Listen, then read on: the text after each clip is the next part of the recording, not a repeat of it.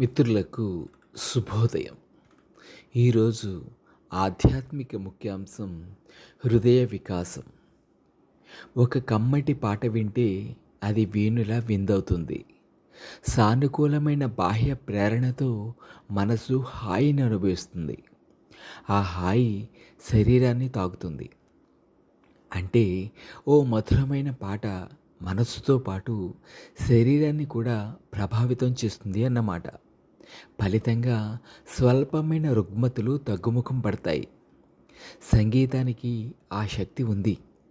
ఈ ప్రక్రియలో పనిచేసే వాహకం మనసే అన్నది కాదు అనలేని నిజం.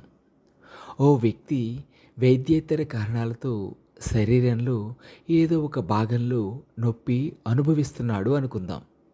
అతడు సానుకూల దృక్పథంతో ఆలోచిస్తూ నొప్పి పెద్దగా లేదని నమ్మితే నిజంగానే అతడు ఆ బాధ నుంచి ఉపశమనం పొందుతాడు. అలా కాకుండా భయంతోనో ఆందోళనతోనో కనుక ఉంటే నొప్పి అతడిపై పైచేయి సాధిస్తుంది. దాంతో బాధ రెట్టింపు అవుతుంది. కావాలంటే మిమ్మల్ని మీరు ఒకసారి పరీక్షించుకోండి అని పెద్దవారు చెబుతారు. మనసు అంతటి ప్రభావవంతమైనది కాబట్టి దాన్ని సరిగ్గా ఉపయోగించుకోవడం తెలుసుకోవాలి అని బుద్ధ భగవానుడు ఉద్బోధించాడు. అభ్యాస వైరాగ్యాలతో మనసును నియంత్రించుకోవాలని సూచించాడు. మనసు వినియోగం మనిషి తెలుసుకోవలసినంతగా ఏ ప్రాణి తెలుసుకోవలసిన అవసరం లేదు. అందుకు కారణం సృష్టిలో ఏ ప్రాణికి మనసు పరిపూర్ణ స్థాయిలో ఉండదు. అవి ఆకలి తీర్చుకోవడం, భద్రత, సంతాన ఉత్పత్తి చేసుకోవడం వరకే పరిమితం అవుతాయి.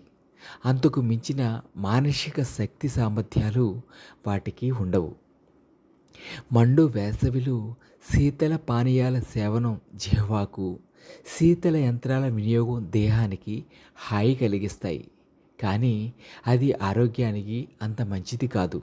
కాబట్టి ఆ అనుభూతుల కోసం మనసు వెంపర్లాడకుండా చూసుకోవాలి.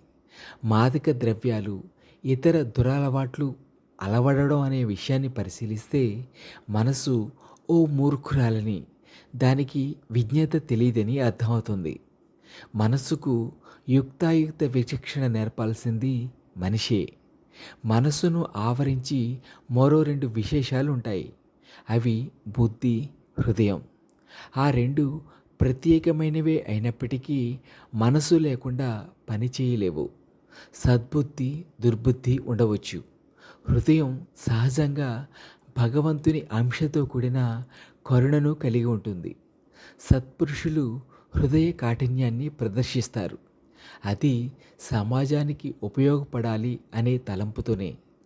చెడు మనసు, చెడు బుద్ధి ఉండవచ్చు, కానీ చెడు హృదయం ఉండదు. అయితే కాలుష్యపూరితమైన మనోఛాయలు హృదయాన్ని ఆవరించకుండా సాధకుడు చూసుకోవాలి. బుద్ధ భగవానుడు చెప్పినట్లుగా అద్దం మసకబారితే ప్రతిబింబం సరిగా కనపడదు. ఈ పోలిక హృదయానికి వర్తిస్తుంది.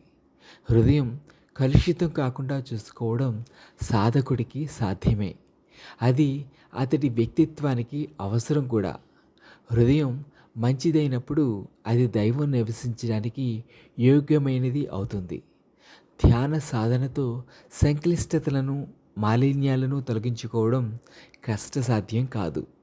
మనస్సును, బుద్ధిని సత్య మార్గంలో నడిపించే సాధకుడికి హృదయ వికాసం అందని ఫలం కాబోదు.